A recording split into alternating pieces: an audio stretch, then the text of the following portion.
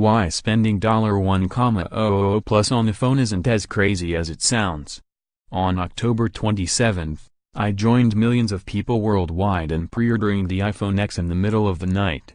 I went back to sleep after spending exactly $1,250.97 for the fully loaded version, and I woke up the next day feeling completely unfazed by my purchase. $1,000 is a lot of effing money to spend on a phone that will eventually get banged up and slow down after software updates. For most people, blowing that kind of money on a gadget is reckless and stupid. The money is better spent elsewhere. See also, the best tech of 2017. But when you break down the value proposition, the iPhone X and other $1,000 phones like it, including the Samsung Galaxy Note 8, and you consider how important these phones are to our everyday lives, the price is suddenly not so ridiculous. I'm serious. The original iPhone was considered too expensive at $399 in 2007. Now, $400 is considered cheap.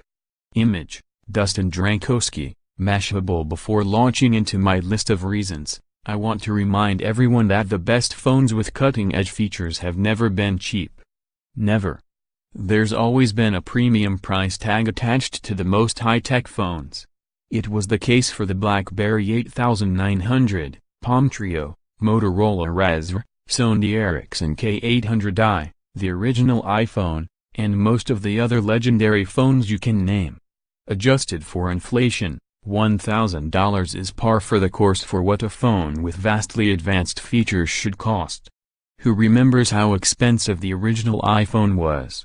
Steve Jobs revealed it had cost $399, 4 gigabytes, and $599, 8 gigabytes, and everyone flipped out. It was too much money. Apple lowered the price a few months after its launch, but only because wireless carriers helped subsidize the cost. They masked the lower buy-in price for the device by overcharging customers with higher rates on their phone bills, charging for minutes, text messages, and data plans. Most people, particularly Americans, still don't understand how much phones really cost. The dismantling of phone contracts helped educate consumers on the true price, but many people are still as confused or ignorant as ever. My point is, $399 was considered expensive when the original iPhone launched, and now it's practically considered budget or mid-range pricing.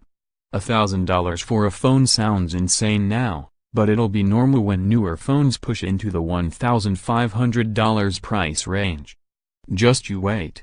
Besides, $1,000 for a phone is easier to stomach if you buy it with a monthly installment plan that splits the full cost into smaller payments. Image, Lily Sams, Mashable. Beautiful as every 2017 flagship phone is, I've tried pretty much all of them this year. They don't compare to the glass and metal sandwich designs of the Samsung Galaxy Note 8 or iPhone X. They remind me of the iPhone 4. These new $1,000 phones feel expensive when you hold them. There's nothing wrong with a metal phone, but now that everyone's figured out the metal unibody phone, it's lost all of its pizzazz. It's generic and common. When you hold and touch your phone all day long, anywhere between 150 to 3,000 times, according to some studies, it should feel nice. I'm not expecting everyone to agree with me. I appreciate the iPhone X and Note 8 more than I have with any other phone because they're both so delicate. It's like wearing a luxury mechanical watch or driving an exotic car. It costs a fortune to purchase and repair, but you love it more and more every day because you respect the craftsmanship that went into building it. Since I've bought my iPhone X, I haven't thrown it on my sofa so that it could bounce onto the floor. I respect and care for it like I would a diamond ring because I understand its monetary value. Image, Lily Sams, Mashable. Arguably, the biggest reason why phones became boring in the last few years was because the key technologies that were revolutionary when they launched, i.e. fingerprint sensors, dual cameras, etc., trickled down to cheaper devices so quickly. That's just how technology works. Someone releases a breakthrough new feature and the rest of the industry copies it overnight. Buying the iPhone X or Note 8 means you get first dibs on the latest state-of-the-art technologies. You get the brightest and clearest OLED displays.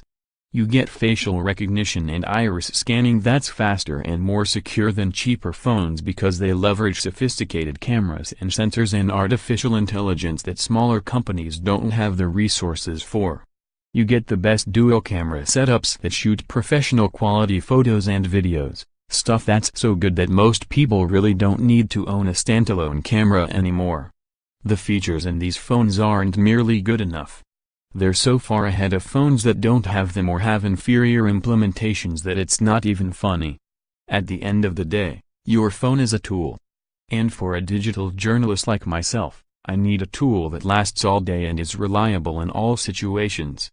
I'd rather carry a phone with the best cameras to a work event than lug around a DSLR. I appreciate a phone with a big screen that I can actually hold and use with one hand.